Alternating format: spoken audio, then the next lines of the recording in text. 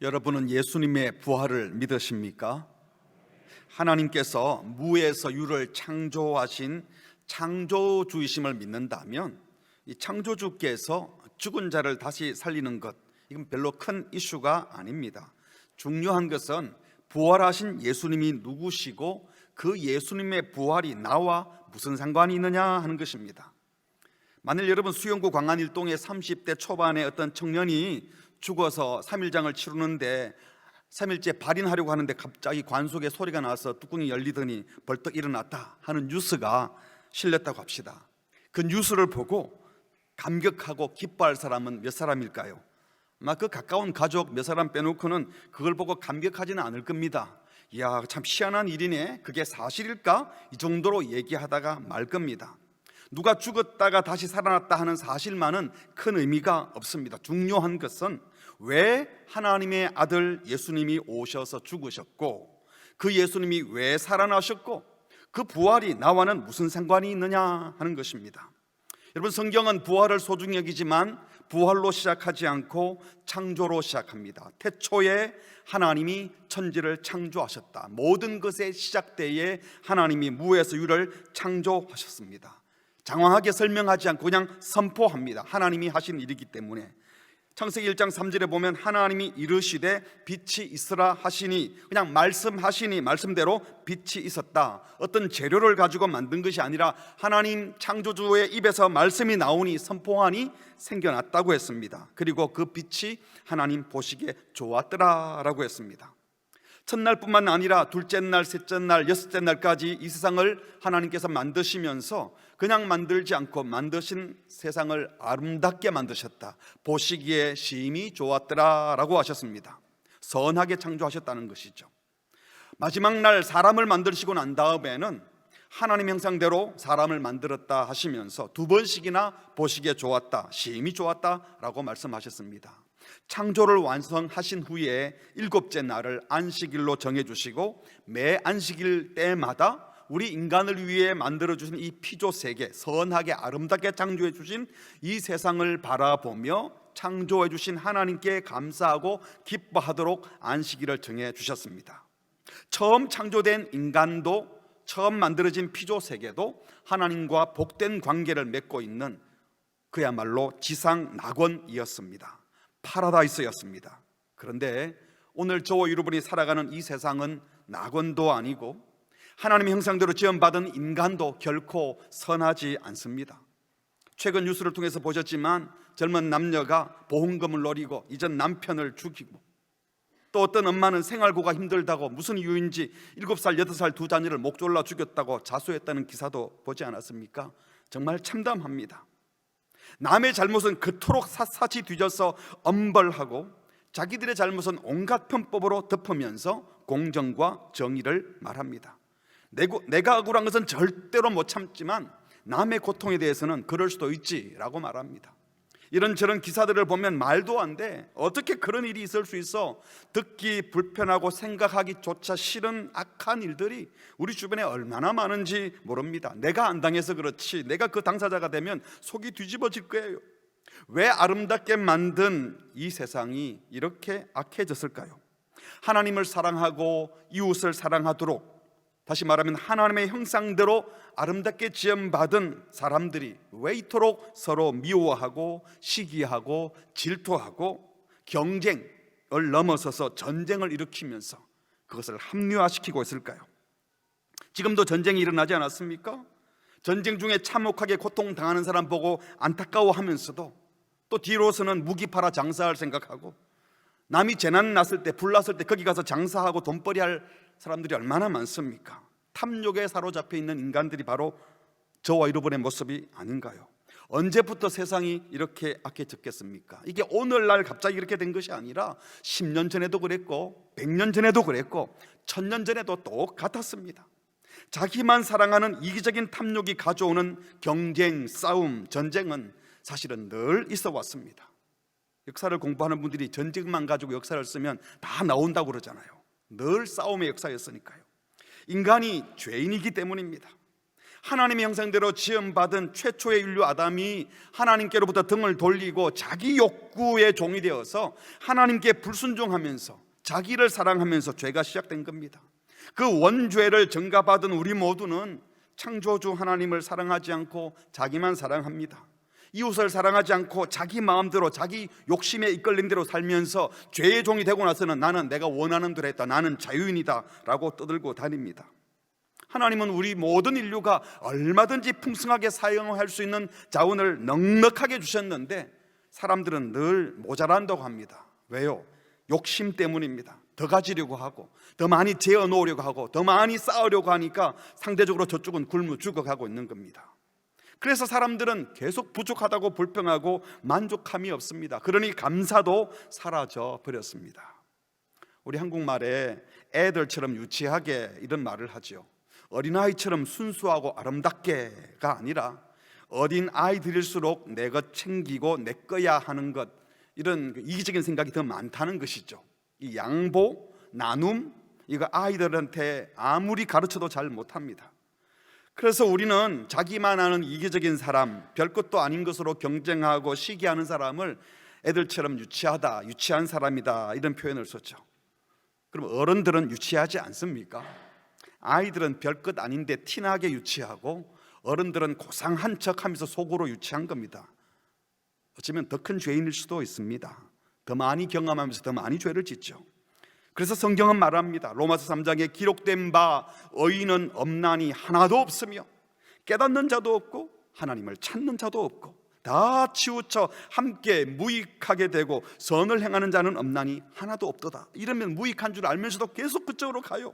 그들의 목구멍은 열린 무덤이요 썩은 냄새가 난다는 겁니다. 그 혀로는 속임을 일삼으며 그 입술에는 독사의 독이 있고 그 입에는 저주와 악독이 가득하고 그 발은 피 흘리는 데 빠른지라. 자기 살려고 남의 피를 흘리는 겁니다. 그래서 파멸과 고생이 그 길에 있어 평강의 길을 알지 못하였고 그들의 눈앞에 하나님을 두려워함이 없다고 했습니다. 그 죄의 결과가 무엇입니까? 모든 사람이 죄를 범하였음에 하나님의 영광에 이르지 못했다. 하나님과 소통하며 하나님과 친밀하게 지내야 될 그 인간들이 하나님의 영광에 이를 수 없게 되고 하나님과 관계가 끊어져 버렸습니다. 자기만 사랑하니까 하나님과 관계가 끊어지고 자기만 사랑하니까 다른 사람과 관계도 끊어져 버린 것입니다. 창세기 3장 17절에 하나님께서 아담에게 이르시되 네가 네 아내의 말을 듣고 내가 너더러 먹지 말라 한 나무의 실과를 먹었은즉, 다시 말하면 하나님의 명령에 첫 아담이 불순종하면서 땅이 저주를 받았다고 했어요. 온 피조계가 저주를 받았다는 것입니다. 인간의 잘못으로 자기 혼자 욕심꾸러기가 되고 만 것이 아니라 인간관계도 깨어지고 그 인간들이 해내는 모든 이 땅의 일들이 다 파괴되었다는 거예요. 그래서 로마서 8장에는 이렇게 묘사합니다. 피조물이 허무한데 굴복하는 것은 자기 뜻이 아니요 오직 굴복하게 하시는 이로 말미암습니다. 그 바라는 것은 피조물도 썩어짐의 종로로 단 데서 해방되어 하나님의 자녀들의 영광의 자유에 이르는 것이니라. 피조물이 다할 때까지 함께 탄식하며 함께 고통을 겪고 있는 것을 우리가 아느니라. 온 자연계가 허무한데 굴복하고 말도 안 되는 일들이 벌어지고 썩어짐의 종노릇을 하고 탄식하고 고통을 당하고 있다는 겁니다. 이 땅에 있는 모든 부조화, 부자연스러움, 하나님이 자연을 아름답게 만드셔서 자연스러운 게 가장 아름다운 것인데 온통 부자연스러운 부조화가 나왔는데 이 부조화, 부자연스러움이 다 죄로 말미암은 저주 때문입니다. 인간의 지혜로 쌓아 올린 그 최첨단 과학기술 문명이 우리를 편리하게만 한 것이 아니라 두려워 떨게 하고 있지 않습니까? SNS가 발달되어서 좋은 소식을 주고받아서 더 많이 사랑하게 됐나요? 교통이 발달해서 이동이 빨라지니까 시간이 많아져서 여유로워졌습니까? 죄 짓는 데 더 빠르고 악을 행하는 데 더 빠르고 나쁜 얘기하는 데 이 모든 문명을 사용하지 않습니까? 조용할 시간이 없어졌어요. 정보는 주고받지만 마음은 주고받지 않아요. 악한 죄인들이 뭘 만들어봤자 그것은 더 경쟁하게 만들고 더 전쟁하게 만들고 그래서 평생 그 속에 허덕이게 만드는 겁니다. 편안하게 해야 될 자녀 교육과 또 자기의 일터를 찾고 결혼하고 자녀를 낳고 어느 것 하나 너무 자연스러워야 될 일이 다 어려워져 버렸어요.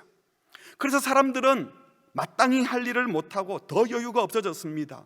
여백이 없어요. 쫓겨다녀요. 이번에 거리두기가 해제된다고 하니까 직장인들이 아이고 회식 늘어나겠네, 더 바빠질까 봐 걱정한다고 해요. 안 하면 될 텐데 왜 옛날로 돌아가가지고 더 걱정합니까? 이 모든 것이 하나님을 거역한 죄로 말미암은 죄의 종이 되은, 죄의 속박이 되어버린 부조화의 모습인 겁니다. 이 부조화 자체가 타락의 결과이고 그것 자체가 고통이고 이미 심판을 받고 있는 중인 겁니다. 뿐만 아니라 그 죄로 인하여 지금 심판에 처한 모습으로 살 뿐만 아니라 영원한 심판에 이르게 된다고 성경은 말씀합니다. 죄의 싹선 뭐라고요? 사망이다. 히브리서 9장 27절에 한 번 죽는 것 사람에게 정해져서 다 죽을 테인데 그게 끝이 아니라 그 이후에는 심판이 있을 것이라고 합니다. 의학이 발달되고 수명은 늘어나서 더 오래 살게 됐다고 하지만 죽음은 더 두려워졌습니다. 죽음 이유를 모르기에 막이는 두려움에 빠져서 어쨌든 더 살아보겠다는 거예요. 인간은 스스로는 이 악에서 벗어날 수가 없습니다. 자기가 자기를 구원할 수 없어요. 그 누군가로부터, 전적인 타자로부터 구원받지 못하면 인생 스스로는 결코 스스로를 구원할 수 없습니다. 이 깊은 절망, 어둠에 갇혀있는 우리를 건져내기 위해서 하나님께서 하신 일이 무엇입니까? 바로 당신의 아들 예수님을 보내주신 것입니다. 하나님이 세상을 이처럼 사랑하사, 얼마나 사랑하셨어요? 독생자를 내어 놓기까지 사랑하셨어요. 그래서 그 예수님을 믿는 자마다 멸망하지 않고 영생을 얻게 계획해 주셨습니다. 이 예수님은 참 하나님이실 뿐만 아니라 우리와 같은 성정을 가진 참 사람이셨습니다. 이 예수님이 오셔서 하신 일이 무엇입니까? 선지자 이사야는 예수님이 오셔서 하실 일을 이렇게 예언했습니다. 이사야 53장 4절, 그는 예수님을 가리키죠. 실로 우리의 질고를 지고 우리의 슬픔을 당하였거늘 우리는 생각하기를 그는 징벌을 받아 하나님께 맞으며 고난을 당한다 하였노라. 예수님이 십자가를 달린 걸 보고 네가 잘못해서 그렇지, 네가 별 수 있겠어 하고 사람들이 조롱하고 저주했지 않습니까? 그러나 그가 찔린 이유는 우리의 허물 때문이고 그 예수님이 상하신 이유는 우리의 죄악 때문이라. 그가 징계받은 것 때문에 우리가 평화를 누리고 그가 우리 대신 채찍에 맞은 것 때문에 우리가 나음을 받았도다. 6절 같이 할까요? 우리는 다 양 같아서 그릇 행하여 각기 제 길로 갔거늘 여호와께서는 우리 모두의 죄악을 그에게 담당시키셨도다. 우리가 치러야 될 죄값을 예수님이 다 감당하시려고 우리 죄를 지고 십자가에 죽으셔서 우리 죄를 속해 주셨습니다. 그리고 우리를 죄 없다 해주시고 우리를 당신의 자녀로 받아주시고 하나님과 막혔던 담을 허물어서 하나님과의 관계에 평화를 허락하시고 다른 인간들도 사랑할 수 있는 존재로 바꾸어 놓으신 것이 우리 예수님의 십자가의 죽음입니다. 그러므로 십자가는 죄를 지극히 미워하셔서 그 죄를 철저히 응징하고 벌하시는 하나님의 심판, 공의의 자리입니다. 동시에 그 십자가는 우리가 져야 될 십자가의 형벌을 아들 예수님에게 대신 지우심으로 우리를 용서하시고 값없이 구원해 주신 하나님의 사랑의 현장이요 은총의 자리가 바로 십자가입니다. 할렐루야. 우리가 구원받은 것은 그래서 내가 무엇을 했기 때문이 아니라 하나님이 아들을 우리 대신 십자가에서 벌 주시고 우리를 사랑해 주신 그 은총 때문입니다.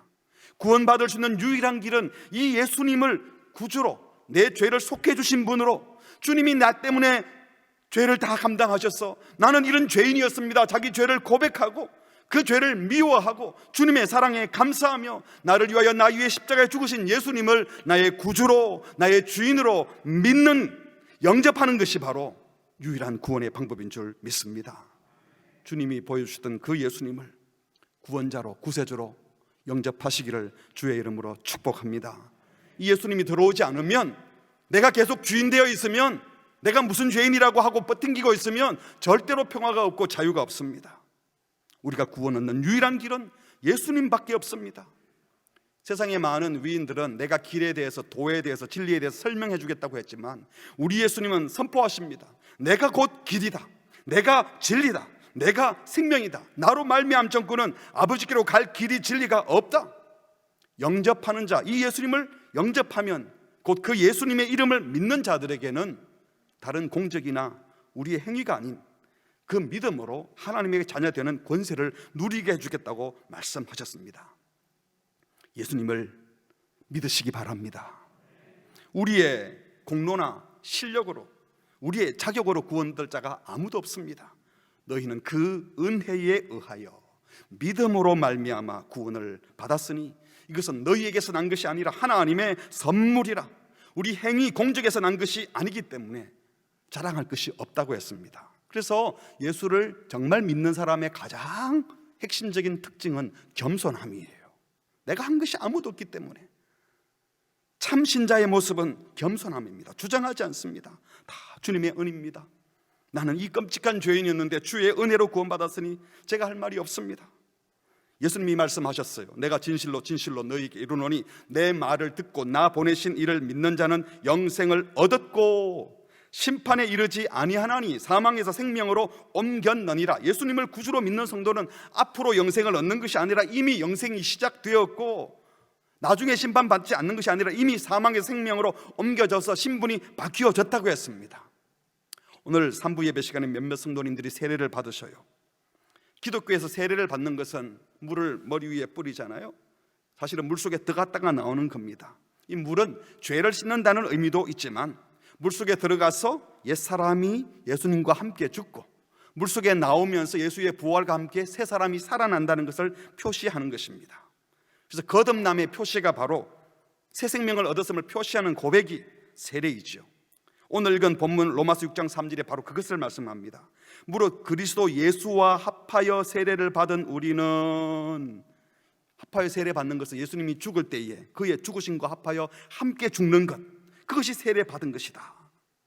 그러므로 우리가 그의 죽으심과 합하여 세례를 받음으로 그와 함께 뭐라고요? 장사되었나니 4절 이는 아버지의 영광으로 말미암아 그리스도를 죽은 자 가운데서 살리신 것처럼 예수의 부활과 함께 우리로 또한 새 생명 가운데서 행하게 하려 함이라고 했습니다.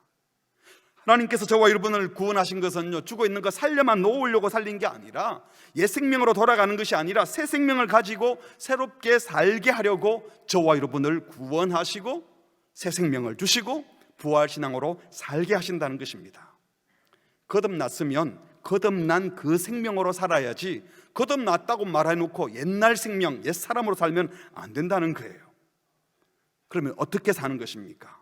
첫 번째로 십자가에 죽으신 예수 그리스도와 함께 죽고 부활하신 예수님과 함께 다시 살아나심을 믿는 성도라면 다시는 사망 권세에 눌려 살지 마시기 바랍니다. 사람들은 다 그러죠. 결국 다 죽을 텐데 뭐. 그래서 결국 죽을 거니까 빨리 죽을 겁니까? 그러면서 계속 살려고 해요.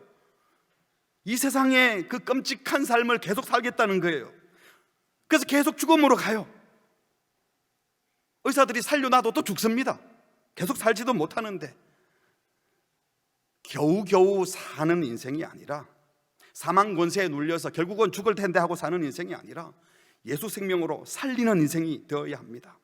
사망 권세가 결코 부활 생명, 새 생명을 가진 우리를 무너뜨릴 수 없기 때문입니다.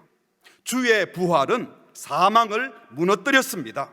다시는 정죄받지 않게 하셨습니다. 죽음이, 사망이 결코 우리를 위협할 수 없다는 거예요. 그래서 사도 바울은 이렇게 큰 소리로 외칩니다. 우리도 같이 외쳐봤으면 좋겠어요. 시작. 사망아 너의 승리가 어디 있느냐? 사망아 네가 쏘는 것이 어디 있느냐? 사망이 쏘는 것은 죄요 죄의 권능은 율법이라. 우리 주 예수 그리스도로 말미암아 우리에게 승리를 주시는 하나님께 감사하노니 아멘. 죄와 죄의 권능에 사로잡혀 있는 사람들은 죽음이 두렵지만 예수로 말미암아 죄의 용서함을 받고 율법의 저주에서 해방된 그리스도인들은 죽음을 향하여 죽음아, 사망아, 네가 감히 나를 근접할 수 없어. 나를 어떻게 할 수가 없어. 나는 예수 그리스도의 부활과 함께 새 생명을 얻은 자이고 우리에게 승리를 주셨기 때문에 나는 죽음이 두렵지 않아 라고 큰 소리 칠 수 있는 자가 우리 성도들인 줄 믿습니다.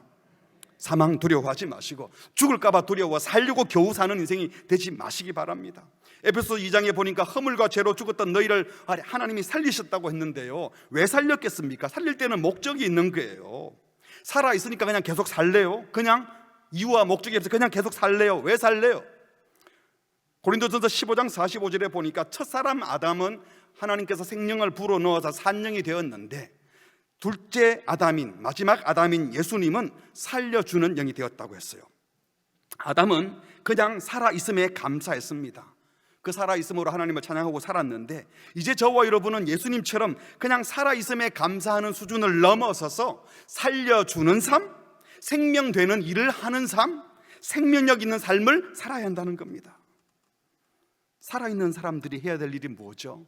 우리를 창조하신, 우리를 구원하신, 우리와 함께 하시는 그 창조주 하나님, 구원자 예수 그리스도, 우리의 고통과 슬픔을 다 거두어 가시고 늘 위로하시고 함께 하시는 성령님을 찬양하는 겁니다. 동시에 그 성부 하나님, 창조주 하나님, 구원자 예수 그리스도, 우리를 위로하시는 그 성령님, 일찍게 하시는 성령님을 알지 못하여 엉뚱한 곳으로 살아가는 자들에게 소개해 줘야 되는 겁니다. 십자가의 죽음으로 우리의 모든 죄를 용서하셨고, 예수 그리스도의 부활로 새 생명을 우리에게 주셨으며, 성령님께서는 우리의 모든 절망을 거두고 늘 참된 소망과 위로를 받고 위로하며 살도록 해 주셨습니다. 이 주님을 찬양하며 이 주님을 소개하며 사는 우리 모두가 되기를 바랍니다. 이 믿음을 가지고 이 신앙 가진 사람들은 죽음을 조장하면 안 됩니다. 죽을 텐데 뭐 두려움과 절망의 말을 해서는 안 된다는 거예요. 여러분들의 말은 주변에 있는 사람들에게 좌절시키고 절망하고 죽이는 말을 많이 하십니까? 아니면 여러분의 말들이 살리고 회복시키고 소망을 주는 말을 많이 합니까? 여러분의 자녀들은 부모의 말을 들으면서 희망을 갖고 소망을 갖고 생명력이 넘쳐납니까? 아니면 절망으로 들어가고 있습니까? 여러분 주변에 있는 가족들은, 이웃들은 여러분의 이야기를 들으면서 야, 그래 나도 살아봐야 되겠다, 살 이유가 있어, 살 목적이 있어, 생명이 일어나고 있습니까? 여러분이 가장 많이 하고 있는 생각과 말 한마디가 나만 잘 살겠다는 겁니까? 아니면 다른 사람들을 살리겠다는 겁니까? 예수님을 만나고 나면, 예수님의 말씀을 듣고 힘들어도 순종하기 시작하면 죽은 자가 살아나고 병든 자가 치유받고 상처 입은 자가 회복되며, 무엇보다도 영원한 생명을 소유하여 영원한 천국을 소망하며 다른 이들에게도 생명을 불러일으키고 소망을 불러일으키는 삶을 살게 되는 줄 믿습니다. 우리는 겨우 안 죽으려고 생존하려고 버티는 인생이 아니라 사망을 결박하고 살려주는 인생이 될 수 있습니다. 예수님처럼 다른 영혼에게 생명을 불어넣고 생기를 불어넣는 인생, 라이프 기빙 하는 인생, 이 무한 경쟁 시대에 서바이벌 게임 한다 그러잖아요. 생존하려고. 그러나 저와 여러분은 서바이벌 게임 한 자들이 아니라 리바이벌, 부흥 인생이 되겠다고 결심하십시오. 그래서 여러분들이 가는 곳곳마다 살리는 역사가 일어나기를 바랍니다. 예수님이 나병 환자 치유한다고 손을 대니까 예수님 부정해진다고, 죽은 시체 만지니까 예수님이 부정해졌다고 말했는데, 예수님이 손을 댔을 때 나병 환자가 정결해지고 죽은 시체가 생명이 되어버렸어요. 오늘 저와 여러분의 인생도, 우리 교회도, 우리의 삶도 죽음과 부정에 끌려다니면서 때 묻을까 봐 걱정하는 그런 인생이 아니라 살리는 교회, 치유하는 성도, 거룩하게 하는 성도 되기를 바랍니다. 우리도, 우리 자녀들에게도 야, 니 그렇게 해서 인생 어떻게 살려고 그래? 그래서 이 어려운 세상 살겠어? 이런 식의 절망의 말을 하지 마시고, 너는 이 세상을 살릴 인생이야, 이 세상을 살만나게 하는 하나님의 자녀야, 주님이 너와 함께 하셔 격려하고 축복하는 주의 백성들 되시기를 바랍니다. 부활하신 예수님은, 여러분, 예수님이 죽기 전의 모습으로 돌아가셨을까요? 아니면 더 영광스러운 모습으로 변화되었을까요? 우리가 착각을 합니다. 부활하다 그러니까 예수님이 몸을 갖고 있다가 죽으셨다가 부활하니까 살아있을 때 그 모습으로 돌아간 줄 알지만, 성경은 말씀합니다. 고린도전서 15장 42절, 죽은 자의 부활도 이와 같으니 썩을 것으로 심지만 썩지 아니할 것으로 다시 살아나며.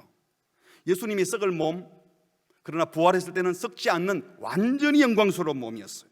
욕된 것으로 심지만 영광스러운 것으로 다시 살며, 약한 것으로 심었지만 강한 것으로 다시 살며, 육의 몸으로 심었지만 신령한 몸으로 다시 사나니 육의 몸이 있은즉 또한 신령한 몸도 있느니라. 주님의 부활은 죽기 전의 모습으로 돌아간 것이 아니라 가장 영광스러운 모습, 종말의 완성된 모습으로 변화된 것이 부활체입니다. 저와 여러분도 마찬가지예요. 창조시에 보시기에 심히 좋았더라 하는 그 모습 정도로 돌아가는 것이 아니고 성도의 부활은요, 과거의 영광을 재현하는 것이 아니라 창조 시에 보기 좋았다고 하는 것보다 훨씬 더 좋은 모습, 그 이상의 모습으로, 우리의 상상을 초월한 다른 차원의 모습으로 변화될 겁니다. 안 가봤어요, 안 봤어요. 하지만 그걸 기대하는 것이 부활신앙을 가진 거예요. 그러므로 주 안에서 거듭난 성도, 거듭난 삶, 새 생명으로 살아가는 성도는 과거의 영광을 추억하면서 과거로 돌아가고 회복하는 것이 목표가 되면 안 됩니다. 더 영광스러운 미래를 소망하며 나아가야 되고 새로운 창조에 참여하는 자입니다. 사도 바울이 이렇게 말을 했습니다. 그런즉 누구든지 그리스도 안에 있으면 뭐라고요? 새로운 피조물이라. 피조물이라는 말은 예수님 안에서 새로운 창조가 일어난다는 겁니다. 크티시스. 피조물이라는 말은 새로운 창조 때문에 피조물이 생겨나는 거니까 예수님은 태초에 천지를 창조할 때 함께 계셨던 분이에요. 그래서 그 예수님을 구주로 영접하면 지금 이 현장에서도 새로운 창조가 일어나서 전혀 새로운 일들이 벌어져요. 그래서 이전 것은 지나갔으니 보라 새 것이 되었다. 전혀 다른 차원의 삶을 살아가고 지금보다 더 나은 미래를 소망하며 살아가는 것이 그리스도 안에서 새로운 피조물, 창조 역사를 소망하는 성도의 자세라는 거예요. 그래서 기독교 신앙은 항상 미래지향적입니다. 새 생명으로 사는 인생, 부활신앙을 가진 성도는 앞으로 나아가는 자예요. 그때가 좋았는데, 그때 참 전성기에는 내가 이렇게 했는데. 여러분, 미래에 대한 소망보다도 과거에 대한 추억이 더 좋아지면 이제 죽을 때가 된 겁니다. 근데 성도는요, 죽을 때가 되어가지고 아이고 이제 죽을 때가 됐나가 아니에요. 죽음의 그 순간이 가장 영광스러운 미래와 소망이 또 펼쳐지는 것이기 때문에 우리는 그때가 좋았는데가 아니라 지금이 내 인생의 최고의 전성기라고 말을 해야 되는 거예요. 계속 최고의 전성기가 될 겁니다. 우리 옆 사람과 이렇게 인사합시다. 지금이 내 인생의 최고의 전성기입니다. 여러분, 코로나 기간을 보내면서 거리두기 하면서 너무나 다른 삶을 살았잖아요.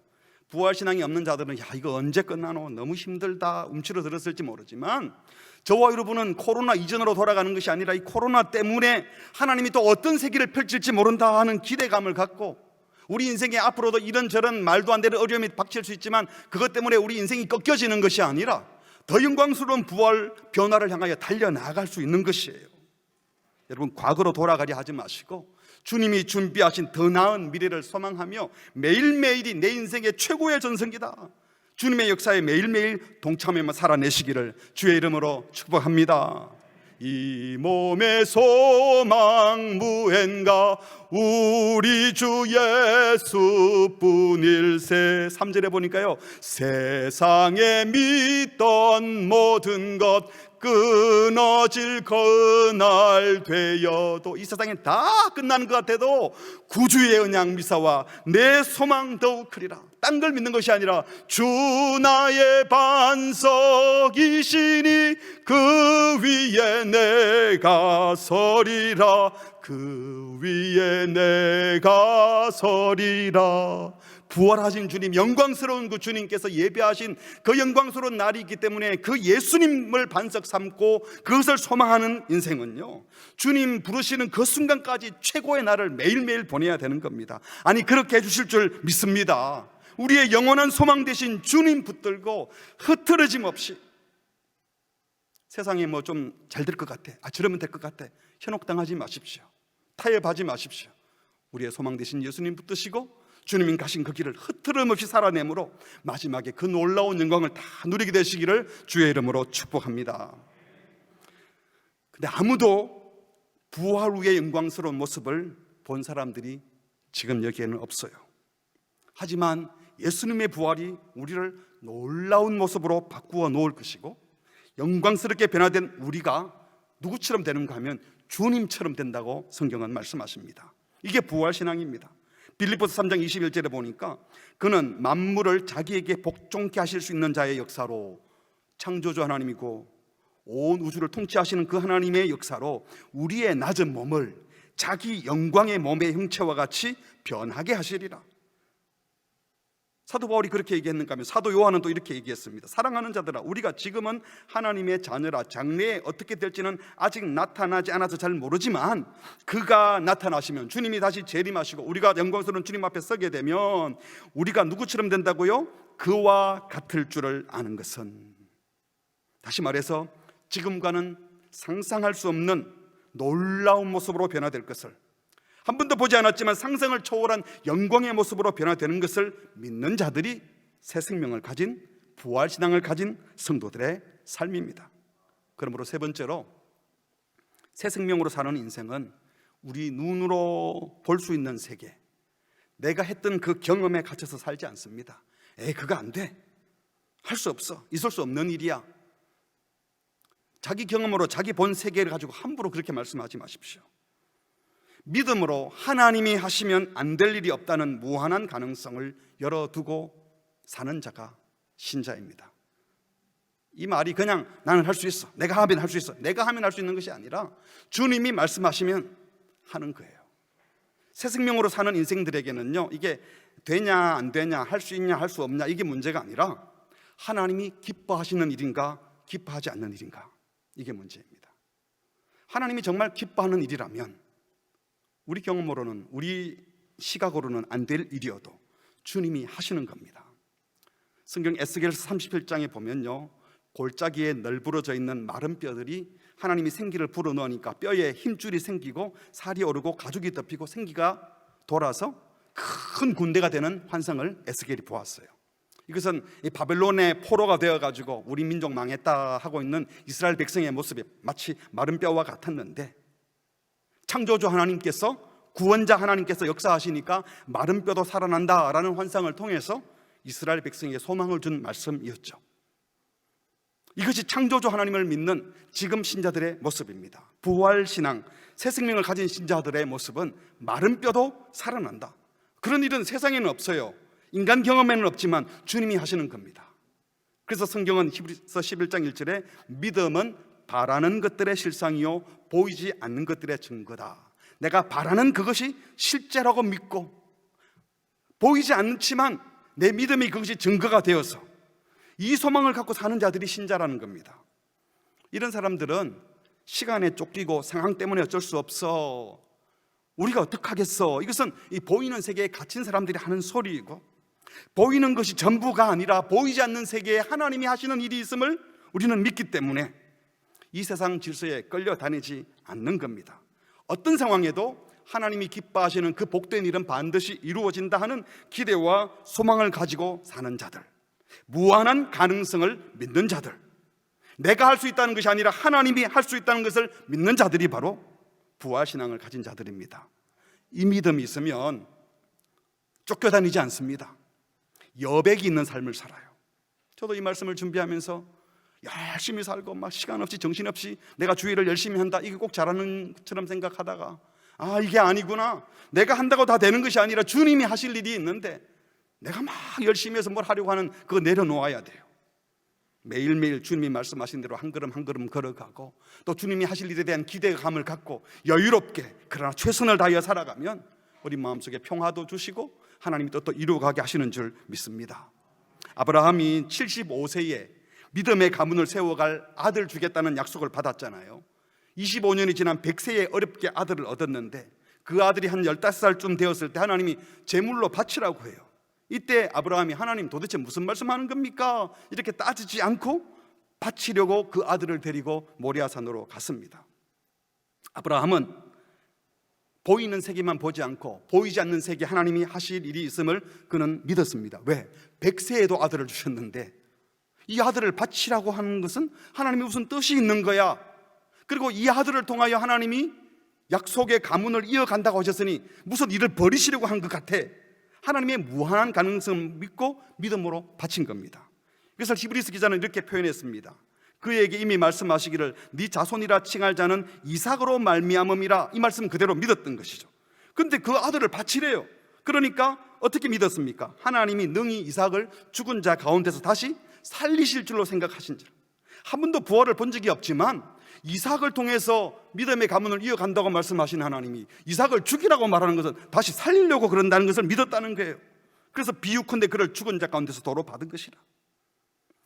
우리 하나님께서는 이삭을 바치기 전에 바치려고 했더니 어린 양을 한 마리 준비해서 그 양을 통하여 그 약속이 성취되게 하셨습니다. 바로 어린 양 예수 그리스도, 그분께서 십자가에 죽으심으로 이 약속이 아브라함에게는 온전히 성취되지 못했지만 예수 안에서 완벽하게 성취가 된 것입니다. 오늘 우리도 예수님을 믿으면, 죽으시고 부활하시고 다시 오실 예수님을 믿으면, 그래서 새 생명으로 살아간다면 아무 것에도 매이지 않는 삶, 보이는 세상 질서나 사람들이 묶어둔 그 묶임에 매이지 않고 여백 있는 삶을 살 수 있습니다. 140년 전 조선 땅에 예수의 복음이 전해졌을 때 당시 우리 기독교 신자들은요, 죄 많은 이 세상 내 집 아니네, 내세만 바라보고 저 하늘만 바라보며 살지 않았습니다. 기독교의 복음은 조선 역사의 문명사적 전환을 가져왔습니다. 수백 년 내려오던 사회 간섭을 복음이 바꾸어 버렸어요. 여러분 아시죠? 세종대왕이 창제했던 그 귀한 한글을 500년 동안이나 여자들이 쓰는 암클이라 그러고 썩혀 묵혀뒀잖아요. 그런데 이 한글로 성경을 담아내었습니다. 기독교로 말미암아 한글이 빛을 보게 되었죠. 그리고 한글로 번역된 그 성경이 일제강점기에 고난 중에 있던 성도들에게 소망이 되었습니다. 말씀이 힘이 되었습니다.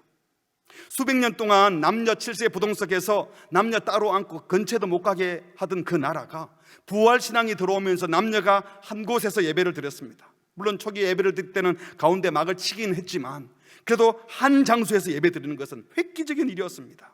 예배 전에는 양반 상놈 따로 앉아 있다가 함께 예배 드리고, 나중에는요 노예로 데리고 왔던, 종으로 데리고 왔던 사람들에게 종 문서를 보는 데서 불태워버리고 너는 자유다, 크리스찬 종들을 자유선언을 해줬습니다. 초대교회만 있던 일이 아니라 우리 한국교회도 그랬어요. 여러분 지금 들으니까 야 잘했다 이 정도이지만 그 당시는요 파격 중에 파격이고 말도 안 되는 일이었습니다. 새 생명이 복음이 들어갔을 때 도저히 있을 수 없을 것 같은 새로운 세상이 복음이 전해진 그 땅에 열리기 시작했습니다. 그런데 지금 한국교회는 이 거듭남, 새 생명을 얻은 삶, 부활신앙이라는 것이 개인에게 내세를 약속해 주고 개인적인 안정을 얻어주는 일 정도로만 적용하고, 계속해서 자기의 이념이나 사상이나 자기가 살아오던 삶을 잘 살도록 도와주는 정도의 복음밖에 되지 않고, 이 복음이 사회와 민족을 변화시키고 윤리와 도덕의 기준을 바꾸어버리고 갱신하는 데는 아무 힘을 발휘하지 못하고, 오히려 이 부활신앙을 가졌다는 그리스도인들이 세상의 기본 양심보다 못하는 일들도 얼마나 많이 벌어지고 있습니까? 참 생명이 정말 들어가면, 말 그대로 거듭난 생명이 정말 시작되었으면 그런 방식으로 살 수가 없어요. 존재 자체가 달라졌는데, 꿈이 달라지고 살아가는 삶의 내용이 달라졌는데 어떻게 그들과 똑같이 살 수 있겠습니까? 부활신앙은 개인과 가정뿐만 아니라 교회와 이 세상 모두에게 새 생명을 불러일으키고 새 삶, 하나님 나라의 복된 삶을 넉넉히 살게 하는 줄 믿습니다. 말씀을 맺겠습니다. 사랑하는 성도 여러분, 이 세상은 모두 결국 죽음으로 한 걸음 한 걸음 더 나아가다가 안 죽으려고 버티다가 결국은 다 죽는 그런 삶을 살고 있어요. 그러나 저와 여러분은 안 죽고 더 살려고 하는 그런 인생이 아니라, 무덤에 갇혀있는 예수가 아니라 부활하신 예수님을 믿어서 영원한 생명을 가지고 지금을 살아가는 자들입니다. 그래서 겨우 생존하는 것이 아니라 살리는 삶, 절망의 말, 죽음의 말을 멈추고 예수님처럼 살리는 말을 하고 살리는 삶을 살아가는 자가 저와 여러분입니다. 살려내는 자가 되시기 바랍니다. 나만 살려고 하면요 겨우 살지만 내가 살리겠다라고 하면 우리 인생도 살아나는 거예요. 부활은 과거 영광의 회복이 아니라 전혀 다른 모습으로 변화되는 것이라고 했습니다. 부활을 믿는다면, 주님이 하실 일을 기대한다면 지금도 매일매일 주님께서 새롭게 일하신다, 그리스도 안에 있으면 새로운 창조가 일어나서 새로운 피조물 되는 역사가 지금도 일어난다, 이것을 기대하며 살아가시기 바랍니다.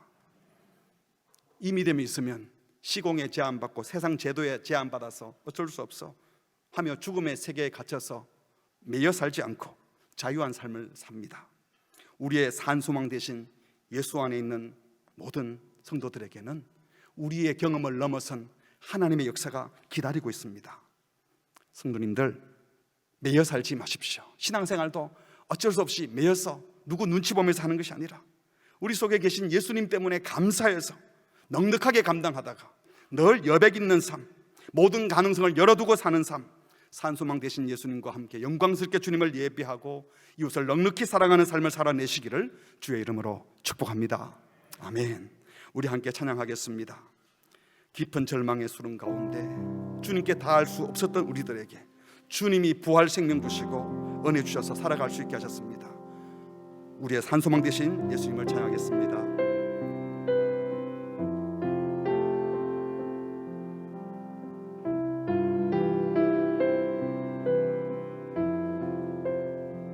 깊은 절망의 수렁 가운데 주님께 닿을 수 없던 우리,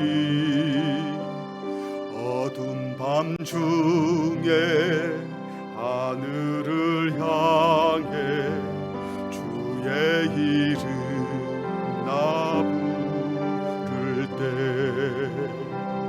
어둠을 뚫고 오신 주 사랑 나의 절망 거두셨네. 주님의 공로 다 이루셨네. 주 예수 나의 산소망, 그 누가 주의 자비를 다하라. 한없는 은혜 증량할까. 영광을 떠나 이 땅에 오신 죄가 되신 구주 예수, 주의 십자가 내게 말하네. 영원히 난 용납됐네. 당신과 주의 것 그리스도 나의 산소. 할렐루야 할렐루야. 주를 찬양하여라. 할렐루야. 자유케 하셨도다. 죄의 저주 끊으신 주께 구원이 있도다. 주 예수 나의 산소망. 할렐루야 할렐루야. 주를 찬양하여라. 할렐루야. 자유케 하셨도다. 자유케 하신 죄의 저주 끊으신 주께 구원이 있도다. 주 예수 나의 산소망.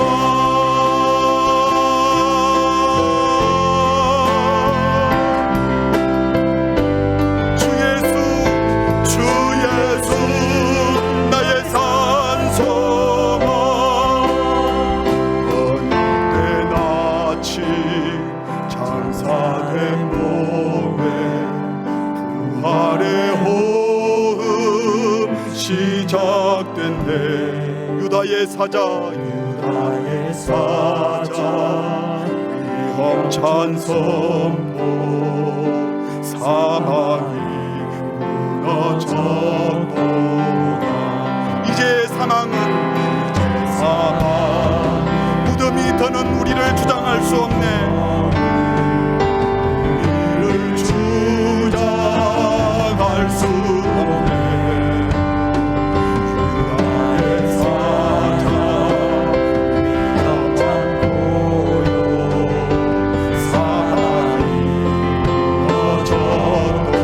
사망이 무너졌도다. 사망이 무너졌도다.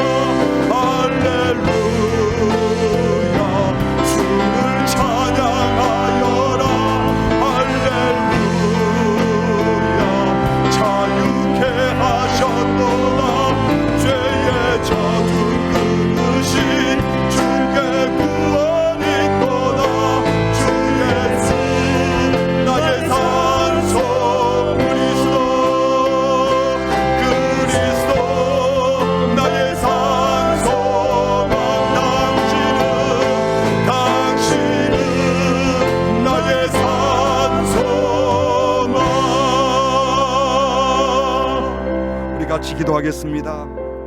혹시 예배당에 출입을 하고 있지만 아직 예수님을 내 죄를 용서해 준 구주로 영접하지 못해서 죄의 저주에 매여서 죽음이 두려워 겨우겨우 생존하고 살아내는 인생 없으십니까? 예수님은 우리를 사망 권세에서, 죽음의 권세에서 해방시켜 주셨습니다. 혹시 아직 예수님을 주로 영접하지 못하였다면 여러분이 이 시간 기도할 때 예수님, 내 죄를 용서해 주셔서 감사합니다. 저를 죄의 저주에서 끊어주신 것을 믿습니다. 예수님 나의 구주십니다 라고 입술로 고백해 보십시오. 이미 예수를 주로 영접하신 분이라면 우리 거듭났으면 거듭난 그 생명으로 살아야 되는데, 거듭났다고 말을 하고 옛 생명으로 옛 사람들처럼 살면 안 되잖아요. 과거의 영광으로 돌아가는 것이 아니라 영광스러운 미래를 바라보며 죽음의 말, 절망의 말이 아니라 살리는 말을 하며 살리는 인생이 되게 해주십시오. 우리가 바라보지 못했지만 주님이 보여주시는 그 세계, 한 번도 경험하지 않았지만 우리 경험을 넘어서는 세계를 볼 수 있는 믿음을 주십시오. 그리고 겨우겨우 매여 서바이벌 게임 하는 것이 아니라 살리는 삶, 리바이벌 인생이 되도록 모든 가능성을 열어두고 참된 자유를 누리며 여백 있는 삶을 살 수 있도록 우리 교회 공동체를, 우리 가정을, 우리의 자녀들을 그렇게 사용해달라고 합심하여 같이 기도하시겠습니다. 하나님 아버지, 복음의 말씀을 주셔서 감사합니다. 아직 예수를 주로 영접하니 하나님 사망에 매여 절망에 매여 하나님 갇혀있는 자들이 있으면 주여 불쌍히 해주시고, 오늘 시간 성령님 찾아가 주셔서 마음을 열어주시고 예수를 구주로, 예수를 삶의 주인으로 영접하고 하나님 죄와 사망의 권세에서 해방시켜 주신 주님의 놀라운 자유를 경험하며 여백 있는 삶을 살아내게 하여 주시옵소서. 서바이벌 게임에 들어가서 겨우겨우 생존하며 죽음을 향해 달려가는 인생이 아니라 살려주신 주의 은혜에 감사하고 우리도 살려내는 인생을 살아갈 수 있도록 하나님 영광스러운 복음의 능력을 경험하며 살아갈 수 있도록 주의 성령 임재하여 주시옵소서. 창조주 하나님 구원자 예수 그리스도 우리를 지시고 도와주시는 성령님을 가운데 넣어주시고 참된 위로를 받으며 참된 사랑을 받으며 은혜를 받고 그런 삶을 살 수 있는 주님 임재하여 주시옵소서. 약한 것이지만 강하게 해주시고 새롭게 하시고 주님이 우리의 능력 되시고 우리의 힘이 되시고 돕는 되시고 믿고 살아가게 하여 주시옵소서. 주님이 일하시게 될 믿습니다.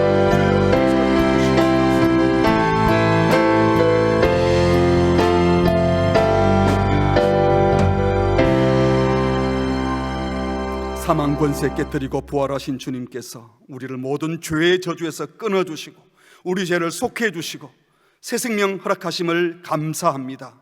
예수 그리스도를 구주로 오늘 영접하기로 결단한 자들, 주께서 저 영혼들을 붙잡아 주셔서 이제는 다시는 사망에 매여 어둠의 권세에 사로잡혀 세상 질서에 묶여서 어쩔 수 없어 라고 살지 아니하고 주님이 하시면, 주님이 영광스러운 미래를 펼치시면 우리는 소망이 있습니다 고백하며 살 수 있도록 하나님 저들의 믿음 위에 복을 더하여 주시옵소서.